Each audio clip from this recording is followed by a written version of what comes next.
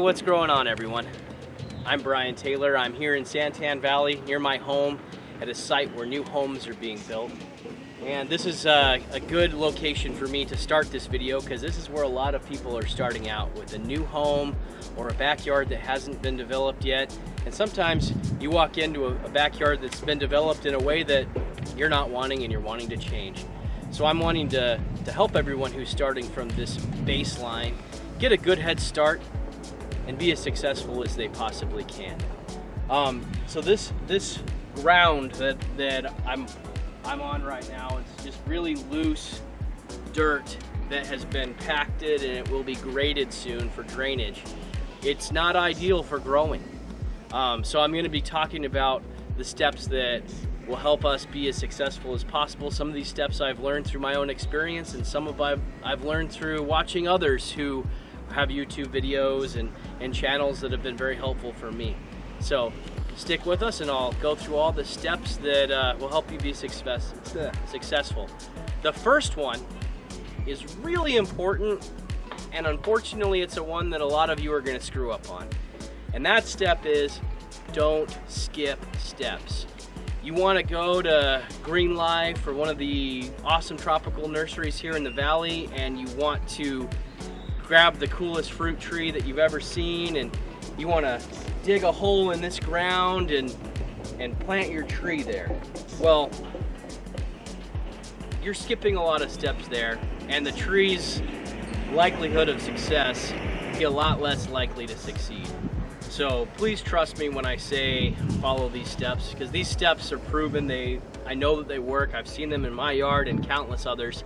So please just listen to my steps and at least try to get them in somewhat the order that I'm giving them to you, okay? So that's step one. Don't skip steps. Step two, it's almost equally as important as step one, is set some goals. Decide what you want from your backyard. If you just want to plant a citrus tree, a lemon tree, so that you don't have to go to the store to buy lemons, then that's fine. That's your goal. Find out what you need to do for that goal and stick with it. If you just want to grow some vegetables, then find that goal, stick with that goal. If you're wanting to have, like I mentioned earlier, a Jake Mace food forest, then by all means, follow these steps, because that's what I'm trying to do, and you'll be successful. If you skip ahead, you will miss important steps, and you will really diminish your chances of being successful. I know that I personally have been a fruit tree serial killer. I've killed tons of trees. Probably the equal amount of trees that I have in my backyard I've killed because, you know what, I didn't want to follow these steps. My first fig tree I got from my friend Mike, and he lived in my neighborhood, and he gave me a cutting of a brown turkey fig, and I remember getting that cutting. I remember digging like a little shallow hole in this soil with no water, just sticking it in, not even digging it deep enough for the roots to fully be covered because the ground was hard and I didn't feel like digging. Put it in, walked away, and I wondered why that dang tree died. And I thought, you know what, I've got a brown thumb, a black thumb even. I can't grow anything. I don't believe in brown thumbs. I don't believe in it. I think everybody has a green thumb, but everybody's got to follow the steps that they need. So set your goals for what you want in your backyard, and you'll be successful. Now, steps 3 and 4 go hand in hand, and I can't really put one step above another. So when I say 3 and 4, I'm going to talk about 3 first, but you really need to do 3 and 4 about the same time in order to be successful. So if you look at this ground is very, very brown, very, very, very void of organic life. This isn't really ground that will produce results for you. This is why step 3 is building soil. So this right here, this is dirt. This is not soil. This doesn't have life. This is just nasty, dirty dirt. If you try to plant right into this, you're gonna fail. Some things that are accustomed to our climate can handle that soil and will thrive. But if you're trying to grow a mango tree, or you're trying to grow an avocado, you'll probably fail really fast and the soil won't give you any forgiveness. So what we do is we add organics to the soil. Now, organics do something amazing. They bring life to our soil. They actually make it soil and not dirt. So organics in my experience has been something as simple as putting down wood chips. And it's fall right now, you can collect leaves and put them in your backyard. Don't rake them up and throw them in the garbage. Keep them and put them in your backyard in the areas that are going to be areas that you plant fruit trees. So what happens is the soil will break down. Earthworms and isopods, earwigs, millipedes, grubs will all come and they will eat and they will poop and they will breed, and it's the poop or the castings that give the trees nutrients to live. That's what they feed off of. And there's also so many microorganisms like mycelium, fungi, bacteria that are all doing the same thing on a scale that we just can't see without a microscope. So as all those things are breaking down, they're mixing with our native soil, which is very rich in minerals. And that is creating a platform or an area, a foundation for our trees to be able to grow and live in. So that's why that is so important. Now, it's something that you're going to have to constantly do too. You can't just get a truck of wood chips one year and you're good for life. You're going to have to constantly feed your soil. That is going to be a key thing that you're going to need to do for the rest of the time you have your garden or food forest in order to keep your plants and trees healthy and happy. You won't need to fertilize if you're doing this because you're constantly keeping a living soil. The soil is your #1 organism that you're going to have in your backyard that you're going to have to take care of and cultivate. All right? So we'll go to the next step and I'll show you step number 4. All right, so the next step that I told you I'd talk about was step 4, watering. So it does go hand in hand with the soil because you need water for your soil to be able to thrive and be a living organism itself. Water is one of the tricky things about gardening in the desert because it is such a limited resource. We have to be careful with it. We have to be responsible with it. We have a limited supply, so we want to put ourselves in a position where we can afford to use less of it and still be successful. There are a lot of people, I am not one of them, that have really cool rainwater collection systems. I know my wife's family, my family, they have a company that puts rain gutters in, which if you have rain gutters, you can have them go into a system that collects the water. There's a lot of cool options there. I'm not talking about that. I'm just talking about watering in general. So for me, watering has been kind of challenging. There are people in the valley that will talk about not using drip lines. I 100% agree with them. I still have a few though because I am not blessed with the option of having flood irrigation. I really wish I had it, but I don't. So because I don't have it, I've got to be creative with my watering. The little drip lines get clogged with like calcium and hard water deposits. So you won't find out your tree is in trouble or not getting enough water until it's severely distressed or dead. So that's why I don't really recommend using them, although if that's the only thing you have and you're willing to put in the work and do the maintenance to make sure that it's gonna be able to survive and thrive, then I would say you could do it. What I do is a little bit different. I've actually never done a video on watering. It's not a secret for me. I don't really want to be wrong about it. So I've tried a bunch of different things. I've tried bubblers. Bubblers I think are great if you don't have the option of flood irrigation because they kind of mimic flood irrigation. The problem with bubblers for me was they just didn't cover enough ground. So I ended up taking the bubbler concept and expanding it a little further, which I'll show you guys in just one second. So what I did is I actually, over time, I put in my own irrigation system. I went the digital route, so I have the Scott's Grow system that is a digital Wi-Fi controlled. You can't even adjust anything manually. It's 100% on your smartphone through your Wi-Fi, and I just want to give you a quick little demonstration of it. So these are my 3 zones that I have in my backyard. The nice thing about the zones is you can have up to 6 heads on each zone to give yourself the maximum amount of space and usage, and you can really control which areas are getting water and what time. So it really helps. So just as a demo, I'm gonna just put in a minute on my zone 2, and I'm gonna go ahead and start, and you'll see what happens. It's actually kind of cool.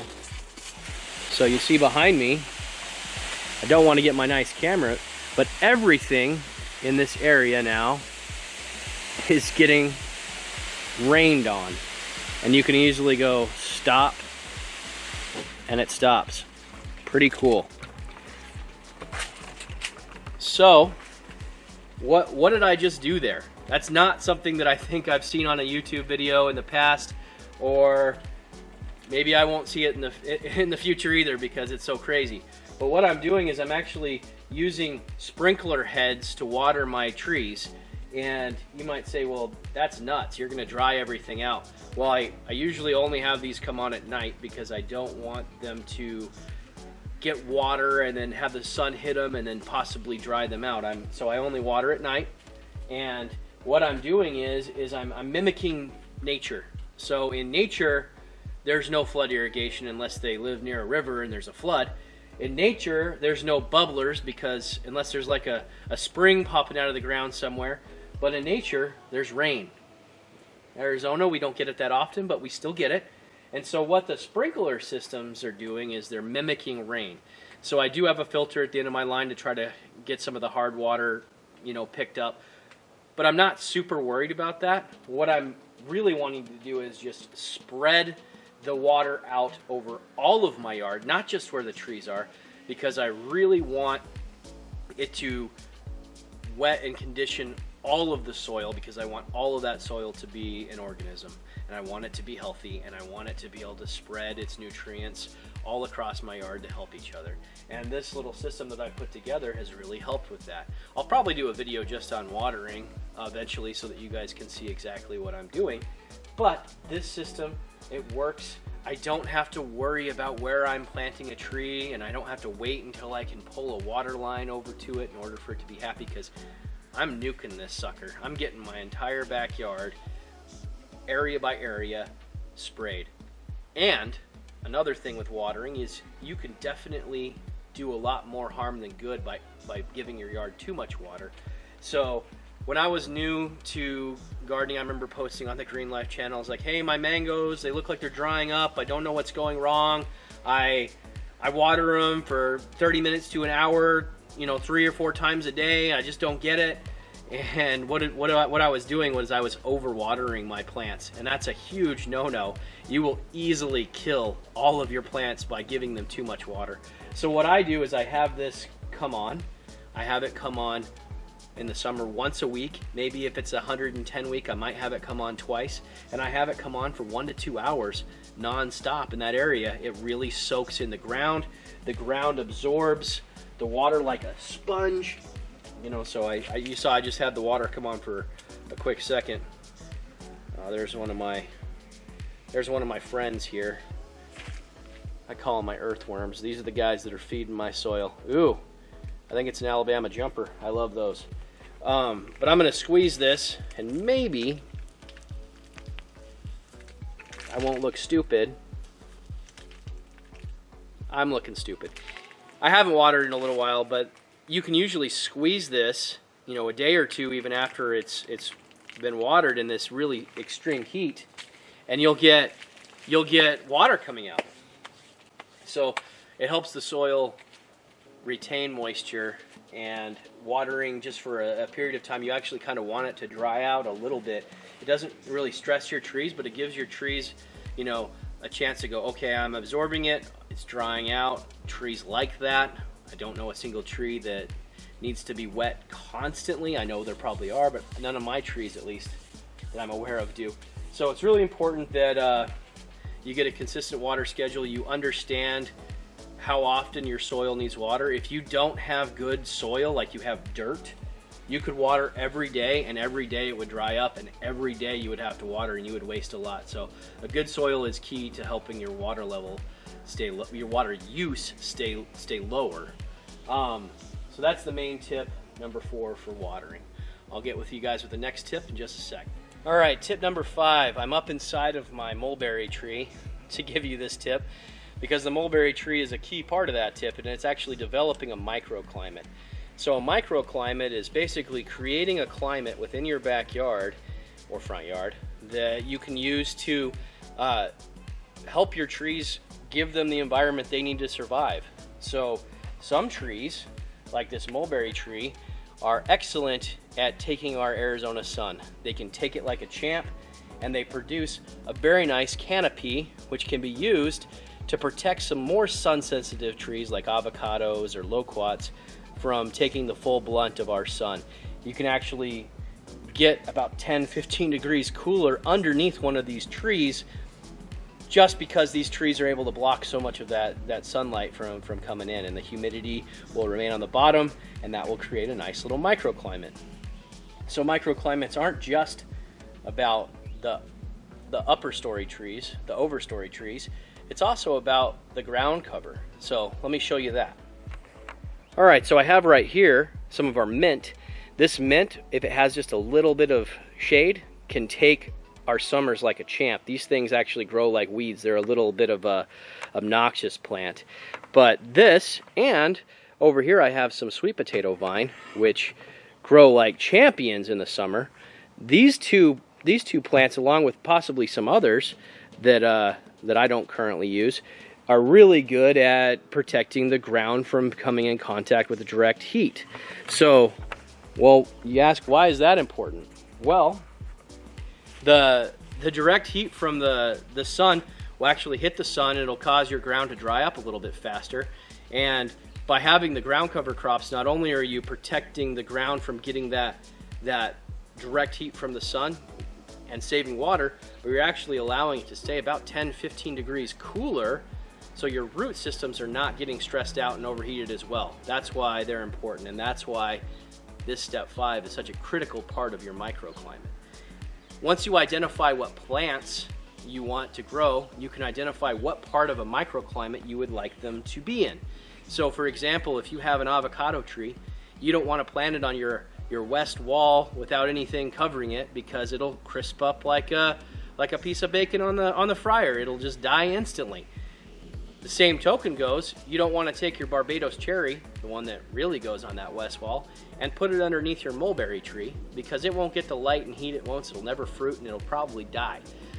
That's why microclimates and understanding your trees are so very important. So one step with this is that you really need to do is understand what kind of trees you want to plant. If you want trees that need sun-sensitive protection, then you need to get your mulberries, you need to get your moringa, you need to get your jujubes and your large citrus that are they're cut like a lollipop, and you need to have those on the top, and you need to establish them first before you start establishing everything else. And then once they're established, you'll be able to get your other plants and trees under those trees so that they can establish themselves in our climate and do better. Some of them will do better in full sun after they've established for a few years, and they will grow up through, and you can prune your overstory trees so that they can get the light they need. So that's why microclimates are so important. Important step that I almost forgot to bring up in this video: gardening is not a spectator sport. It's a very involved process that needs constant attention. So I like to come out and walk my garden every day, and if I don't do that, I miss things. Sometimes I walk out and there's no surprises. Sometimes I walk out and there's a bunch of surprises, like, oh, I got blackberries right now.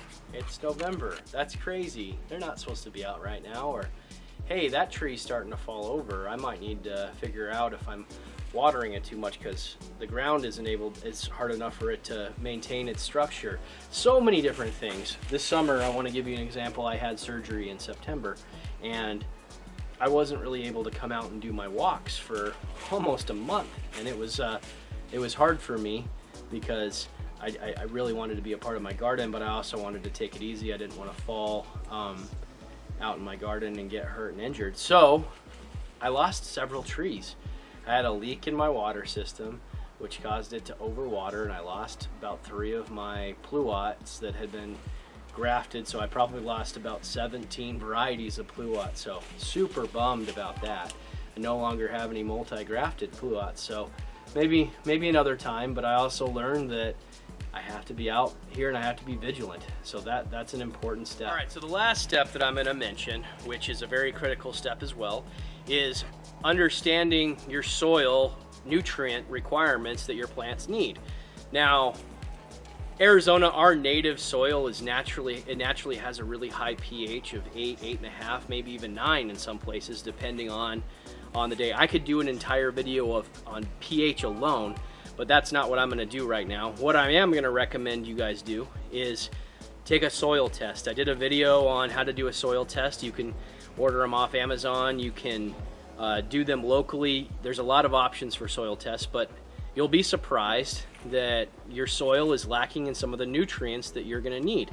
Now, when you find out that your soil is low on pH, you can, or high on pH, you can add sulfur to lower the pH. You can add fish emulsion to lower the pH. There's a lot of different nutrients that you can add, but one thing that I'm going to highly recommend is try to stay organic. Now, I'm not a tree hugger, even though I love trees.